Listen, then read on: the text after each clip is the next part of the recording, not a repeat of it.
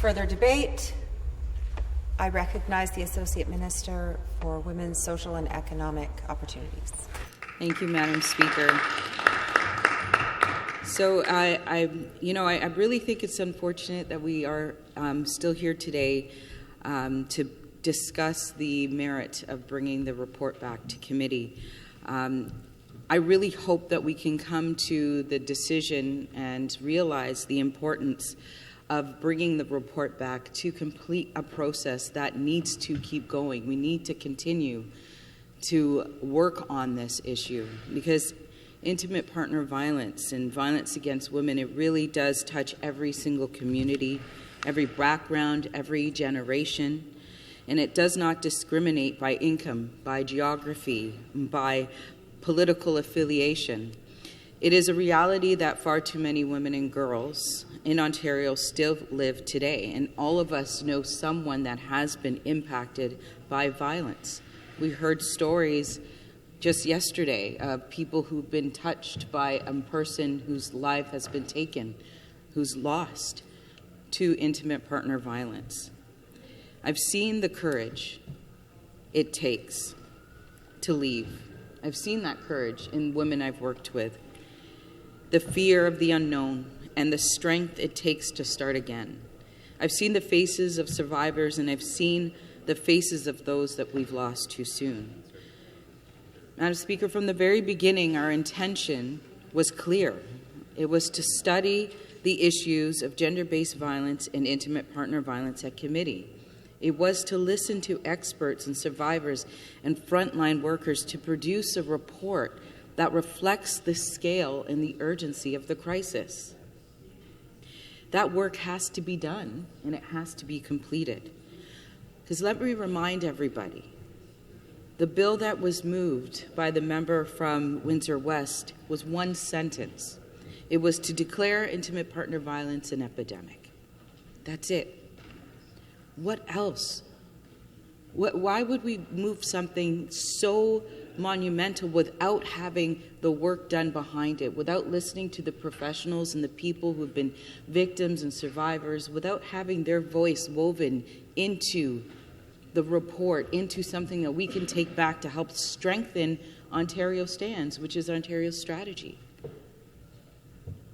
We need to make sure that if we're going to move something so monumental, that we have the voices of those impacted incorporated. We need to make sure, because I do remember the member from Toronto Centre yesterday in her speech saying, why don't we just move the bill? Why don't we just do this gesture for the community? Because to us, this isn't a gesture. This is work that people have invested their careers and their lives in. They've held the hands of those who have lost loved ones, who've been terrified on their doorstep while police lights are flashing outside, trying to de-escalate a situation. These are people who have done this work. They have been saying for decades that this is serious and we need a strategy, something to move forward with. And so to me, moving a bill that's one sentence isn't enough. That is why after all of the hours that were put in, all of the work that was done by the members at committee, we heard that this has been such a deep-rooted issue that violence against women is endemic in our society.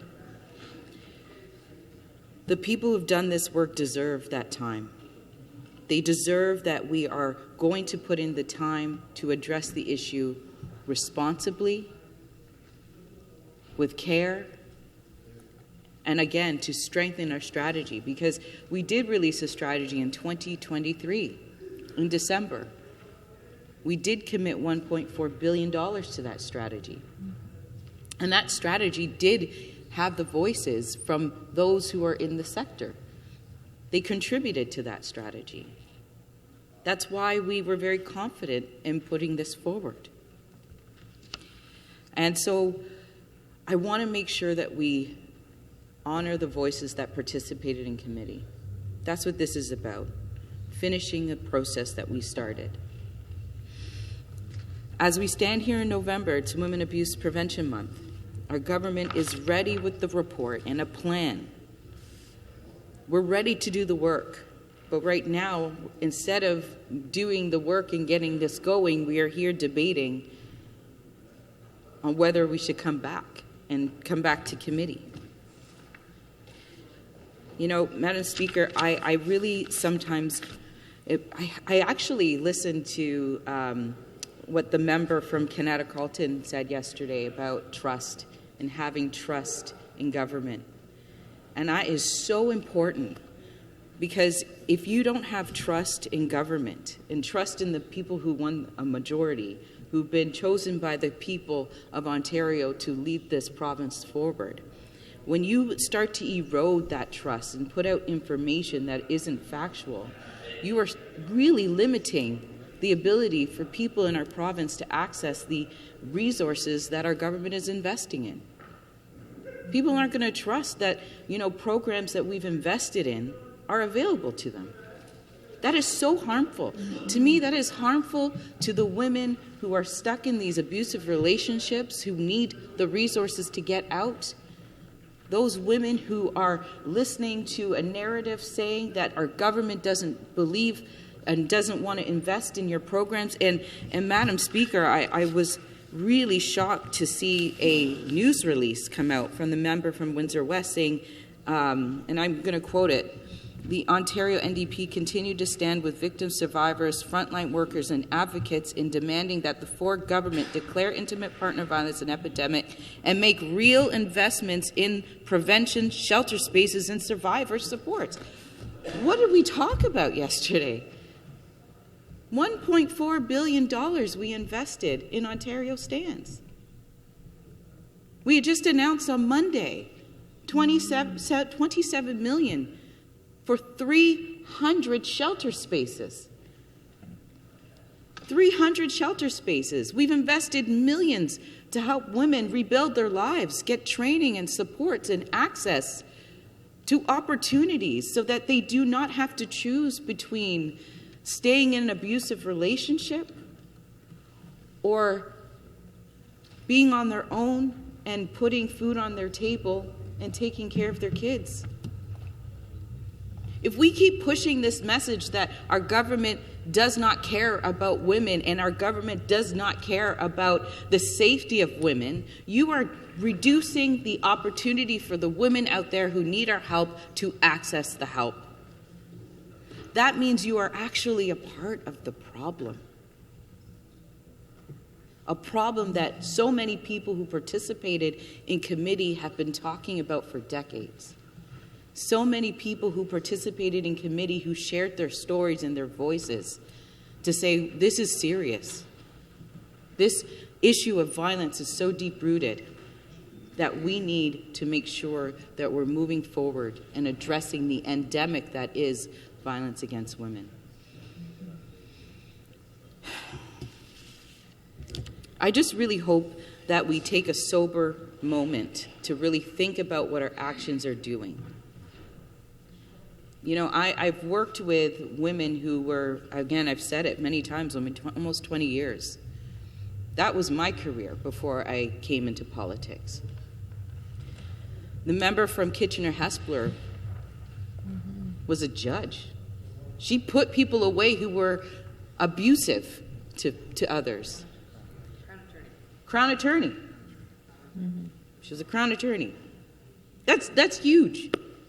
She's seen firsthand what the result of not providing investments and supporting the development of youth and children. She's seen firsthand what that leads to, just like I have. I've seen what happens to families when we don't provide them with the supports, because we know that in order to have a strong economy, we need all hands on deck. We need every person in our province to have the opportunities to be able to earn an income.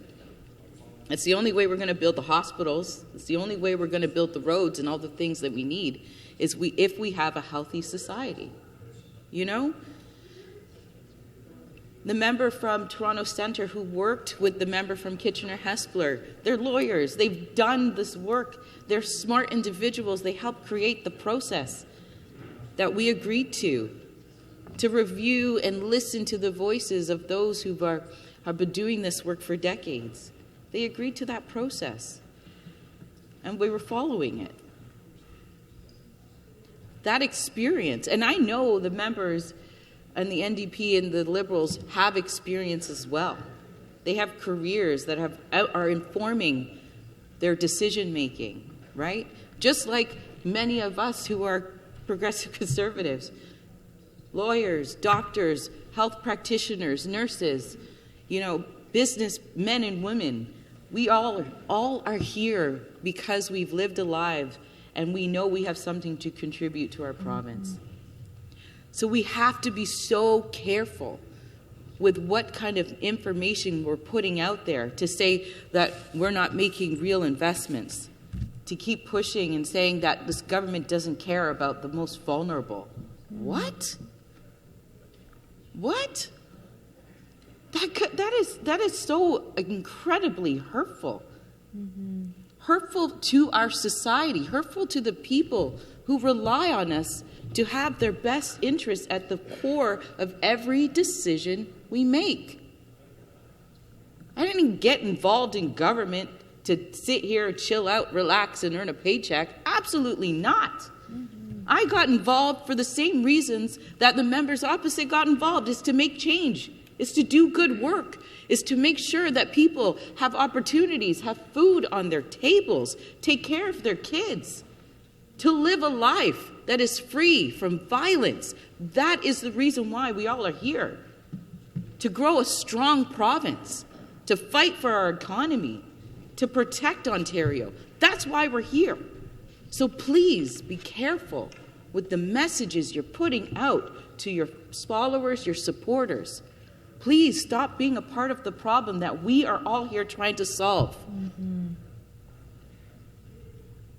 We owe that to every resident that lives in our province, every resident that we represent. When a person comes into your office saying, I'm really struggling, I need to get out of this home, what are you saying to them? Are you saying, well, hey, you know what, there's a program that is close by through this Achieve, or, I'm going to talk about my neighborhood because I'm in Brampton Centre. There's a program at Achieve that the government just increased funding to. Let's see if we can get you access to that program. Are you saying that? Or are you saying, well, if the government had just invested, then maybe you wouldn't be in this position? Because I guarantee you, I've heard people say that's the message they've been told. I've heard people say, well, I was told that you guys aren't doing anything. That's why I didn't know I could come to your office and find out information about housing and supports. And I'm like, no, millions of dollars have been invested in your healthcare system. Millions of dollars have been invested in your education system, in the social service sector. I have organizations coming to me and saying, thank you for hearing us. Thank you for investing in our programs. Programs that we haven't had funded for many years. We all have stakeholders, We all have a duty to support our stakeholders and make sure that they're getting the resources necessary. And so I always encourage people, if you are experiencing a challenge, come see me. We're here as civil service. We're here to help. So I'm going to just kind of go over some of the things we've done, because I want to make sure people who may be listening understand that we are making real investments. We are making real investments every day, like the $27 million that we've put into 300 shelter beds. 300. That's the gap that was created over years. We need to close the gap. And then we invested more. 300 shelter beds. So hopefully that when women call and say, I need to get out of this abusive home, when they call and get 211, which is something we've also funded and expanded, that they'll be able to get access to a shelter bed immediately. We also made sure that we expanded the Assaulted Women's Helpline. We funded that, expanded it. And I always say it, 1-866-863-0511. Call that number. Somebody will answer. to get connected to supports in your area. We also funded a program with the police and social work, a program that was a pilot, but now we've made it permanent, where a social worker rides along domestic violence or intimate partner violent calls so that the police officer has the support of a social worker who is an expert in that field. We funded that. We've seen an increase in calls because people are now knowing who to call and where to call. That's important. But we're also seeing a decrease in the amount of serious violent acts. We are. We've seen femicides in Peel drop from 25 to 2.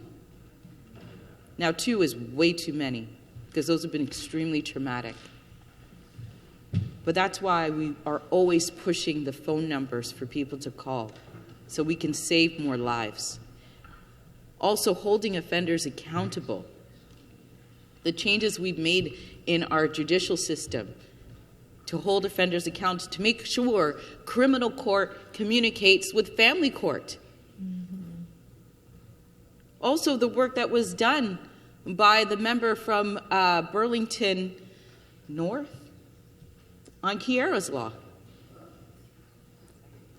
We're making some changes, and this is how you address the endemic that is violence against women. Significant changes. When we talk about holding offenders accountable, when we talk about bail reform, making sure our justice system is strong and keeping those abusive people in jail, we are making sure that we are getting this done because we need to hold offenders accountable. We funded, through victim services, the bail notification system so that women who have a partner who is in jail or held on bail because of a violent act, abuse, that they are notified when the individual is getting let out so that they can enact their safety plan. We fund that. If we don't talk about and share this information to every woman who needs it, you are part of the problem. You're part of the problem. When news channels don't broadcast the assaulted women's helpline after reporting on a femicide, you're a part of the problem. You need to get the information out. What else have we funded? I know I've got a couple minutes left, but man, we're making sure that we're putting this funding. Oh man, the 100, we've increased actually the base funding for organizations that serve women by 5%. We did that after we signed the National Action Plan to end gender-based violence. That was the first increase they'd seen in over a decade. We increased their funding by 5%. And then we put funding back into community through the call for proposals. That's the whole second pillar of Ontario Stands, Ontario's strategy to end gender-based violence. So over 100 programs, initiatives that are happening in communities are being funded to continue to do their work. New initiatives. We're finally breaking down the silos in organizations that are operating communities to get them to communicate. Because it's not helpful when a woman goes to one organization to try and get help, and then goes to another, and then goes to another, and goes to another. But we're not making sure these organizations are communicating so that the women's actions can be tracked. We're breaking those silos down. Look, Ontario Stands is not just a plan. It's a promise of long-term proactive change so that women can live free from violence. We're rebuilding women's lives through the fifth pillar of financial independence so that women, again, don't have to choose between staying in an abusive relationship or putting food on their table, paying their own rent, and living independently free from violence. And we're also making sure that women who are in abusive relationship, they're being built up and encouraged to see the value in themselves, to have the courage to one day finally leave and break free.